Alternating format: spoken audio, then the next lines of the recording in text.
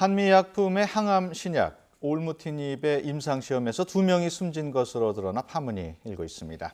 네, 오늘 오전 9시 한미약품 측에서 임상연고 부작용 사망과 관련해 입장 발표가 있었는데요. 백상훈 변호사와 함께 자세한 내용 알아보겠습니다. 안녕하십니까? 안녕하세요. 네. 한미약품이 개발한 항암 신약 임상시험 도중에 2명이 사망한 걸로 나타났죠?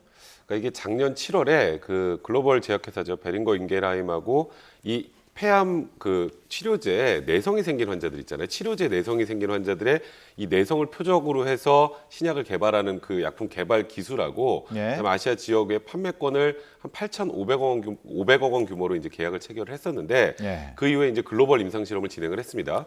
총 투약자가 731명이었는데 우리나라에서 이제 투약을 받은 3명 이제 한 3분이 뭐 심각한 이제 피부 이제 질환 반응 같은 게 나오게 된 거예요. 그러니까 피부가 괴사하는 반응이었는데 그런 과정에서 이제 2명이 사망을 하고 결국 이 베링거 인겔하임 측에서 이제 더 이상 기술 개발 공동하지 않겠다라는 통보를 했고요. 그러니까 계약 해지를 통보한 그런 상황입니다. 네, 그렇다면 이미 생산되고 판매된 제품들은 어떻게 되는 건가요? 그러니까 아직은 임상 실험 단계이기 때문에 외부로 판매되는 건 아니고요. 네. 그러니까 지금 나머지 어떻게 하겠다에 대한 내기는 정확하게 나오지 않았습니다. 그러니까 통상적으로 발생할 수 있는 부작용 수준이다라고 일단 한미약품에서 보고 있고요. 뭐 이런 부작용이 생겼다고 개발 자체를 중단하는 건 아니고 앞으로 어떻게 개발할지에 대한 구체적인 로드맵은 나오지 않았지만 지금 현재 이제 임상 실험을 하고 있는 대상인 분들이 있잖아요. 그러니까 새로 임상 실험 대상자는 더 이상 추가하지 않고 임상 실험 하고 있는 분들한테는 이런 부작용들이 있었다라는 걸 정확하게 사실 고지하고 계속 투약 여부를 결정하게 될 것 같습니다. 네. 한미약품은 지난달 29일에도 1조 원 규모의 그 항암제 신약 수출 계약을 맺었다고 발표를 해가지고 그 다음 날 또 주가가 오르기도 했는데 바로 또 올무티닙 소식이 전해졌단 말이에요.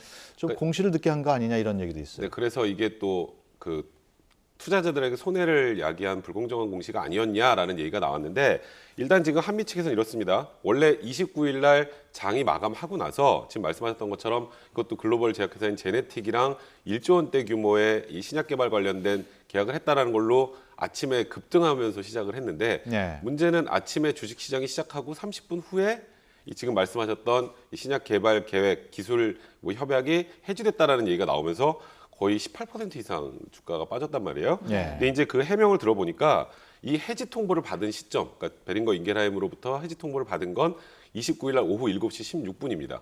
그러니까 그 전날이죠. 근데 문제는 바로 공시하면 되는데 왜 공시가 안 됐느냐라고 의문을 제기하시는 분들이 있는데 이제 전자공시 시스템은 회사 담당자가 일단 입력을 하면 일단 증권거래소 담당자가 이 부분을 전체적으로 검토를 합니다. 검토를 해서 이제 사실이 맞는지 정확하게 확인을 하고 공시를 해야 되는데 이 절차 과정이 오래 걸려서 다음날 오전에 나왔다고 지금 해명하고 있는데 그래도 투자자들 입장에서는 굉장히 좀 이것 때문에 손해를 보신 분들은 좀 엄밀하게 조사를 해봐야 되는 게 아니냐는 얘기를 하는 분들도 꽤 많습니다. 네, 그렇다면 앞으로 이 올무티닙의 생산은 어떻게 되는 건가요? 이 회사는 지금 모든 임상적 권한을 한미약품에 반환했다 이렇게 말하고 있는데 보통 이런 식의 결과가 나오면은 자연스럽게 권리를 반환하게 되는 건가요? 그러니까 말 그대로 처음에 계약금이라는 걸 받잖아요. 그리고 기술 개발하는 과정에서 그 기술 개발금에 관련된 부분은 계속 지원을 해주다가 나중에 이제 전체적으로 완성이 됐을 때 말씀드렸던 그 8,500억 규모의 계약이 되는 건데 일단 계약금 5천만 불하고 단계별 기술료 1,500만 불은 돌려주지 않아도 됩니다. 한미에서. 이 부분은 받고 앞으로 이제 기술 개발은 독자적으로 계속 진행을 하려는 입장이에요. 그러니까 말씀드렸던 것처럼 이게 부작용이 예상을 아예 못했던 부작용이 아니라 이런 부작용들이 나올 때 계속 해결해 나가는 과정이 이제 신약 개발하는 과정이기 때문에 이 지금 2명이 사망했다는 이유로 이 신약 개발 자체가 중단되는 건 아닌데 아직까지는 어떻게 앞으로 계속 기술 개발하겠다. 그러니까 뭐 다른 나라의 또 다른 이제 제약회사의 또 스폰서를 받아서 계속 진행을 할지 그 부분은 아직 명확하게 지금 대응을 내놓고 있지는 않은 상황입니다.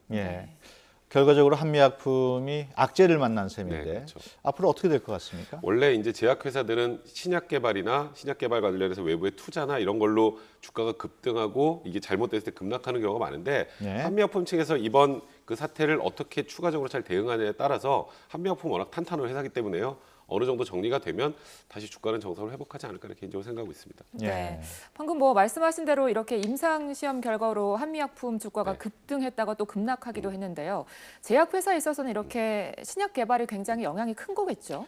그렇죠. 제약회사는 약을 만드는 회사니까 이 신약을 개발하고 그것도 이제 대외적으로 없는 약을 개발할 경우에는 주가가 굉장히 많이 오르게 되거든요. 근데 그거에 대한 기대감이 이제 개발 과정에서 문제가 생기면 실망감으로 바뀌면서 그만큼 올랐던 주가가 많이 또 빠지는 경향도 있어요. 근데 이게 지금 단순하게 신약 개발 하나의 모든 걸 뭐 한미가 지금 매달리고 있는 상황도 아니고 아까 말씀드렸던 것처럼 또 다른 제약회사 또 1조 원대 규모의 계약을 또 체결한 상황이기 때문에 네. 앞으로 주가는 이런 부분들이 좀 반영이 돼서 정리가 되지 않을까 생각이 드네요.